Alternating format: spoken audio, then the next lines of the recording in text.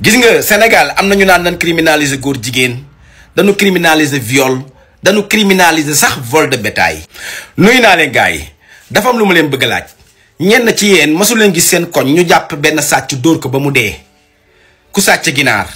am na sàcc yoo xam ne sax dañuy dugg ci kër jotuñu jël dara sax maanaam tentative de vol ñu jàpp leen dóor leen ci biir dóor yooyu dañ fay jaare dee. man gis naa koo xamante sax dañ ko jàpp dóor ko ci erreur ay mbokkam bi ñu ñëwee dañ ne leen mais kii wérul dafa am feebaru xel ay mbokkam daal di jël dem suuli ko.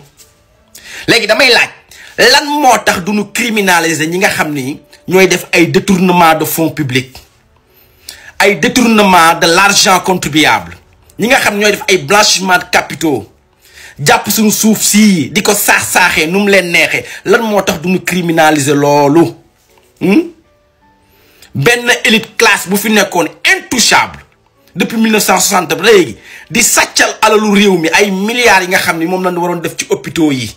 ñàkk matériel ay nit di dee ay milliards yoo xam dañ ko waroon def ci emploi des jeunes xale yi désespéré jël yoonu géej gii dee ci kon ñooñu sàcc milliards yi danoo rey ay nit dañ ko war a criminaliser dañ waxante dëgg. Congo bii ba leen agression sonalee kulunaa yi dañu def peine de mort pour mu jóge fa. am na réew loo xam ni boo bëggee mu dañ fa dañ koy sévéral mais réew moo xam ne 1960 ba tey ci teraanga joxante cër sutura la ñuy dox ah. Mame Matar Gueye yéen la ngeen di xeex valeur jigéen bu sol lu gàtt ay série wàllum góor jigéen mais sàcc si ñàkk valeur la bokk loolu dafa war a bokk seen combat yéen waa Jamra. réewum teraanga mi ngi nii boo demoon ci mbay peex laaj ko ni ko régime bi fi nekk nii day topp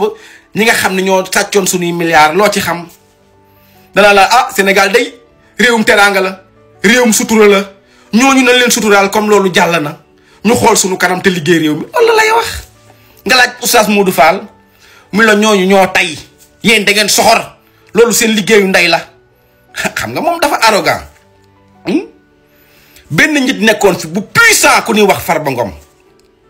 Macky Sall daan ko protéger lu ko neex def ci réew mi kenn mënu lu ko dara day dend ak yow kër sax lekk ci sa biir kër yow nga dem ci yoon jug fu ne nga dugg fa mënaloo ko dara da ngay mujj a toog. nit nekk ci këram sàcc fa lu toll ni 900 millions mu porte plainte ko te Farba Ngom loi tere ko moom mu téye argent liquide ci këram te moom kenn topp ko ci dara tey ba sànq. di def lu ko neex ñu épinglé ko ay mbokkam jug ñuy def affaire ethnicisme naan waaw dañ ko singaleeg danoo bañ race bi ak yu kenn xamul avocat am génn naan dossier bi buñ ko toppee ay yeneen tet dinañ daanu waaye na yeneen tet daanu na doon sax Sonko na si Sonko sax feeñ lan mooy suñu yoon Sénégal dafa nekkoon réew moo xam ni dafa nekkoon en l'envers maanaam réew mu juutu la woon. moo tax vidéo bi ma defoon ci Macky Sall newoon naa leen Macky Sall xelam nekkul sax ci jëlaat réew mi nii mu toogee Maroc nii gis ñoom Sonko ak Diomaye di leeral nii day xam li mu doon def mook ay ñitam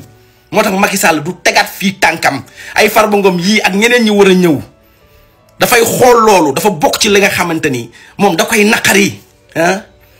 Sénégal bàyyi leen dox ci sentiment ak ay émotion nii ni gars yi di traqué nii sax di nga gis ba day mbas yaag ñu naan non xam nga waaw ñun falu loolu pour lii xam nga li fi xewoon ci Karim ak ay Khalifa noonu ñi nañ defar réew mi te bàyyi ñu ñuy topp ak yooyu te yéen a defoon demande nationale gars yi yeewu leen Sénégal depuis 1960 ba tey milliards yi ñuy sàcc moo ko teree dem